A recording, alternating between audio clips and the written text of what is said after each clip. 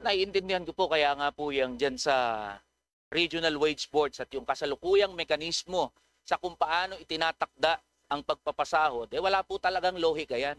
Yang RA 6727, yung regionalization of wages.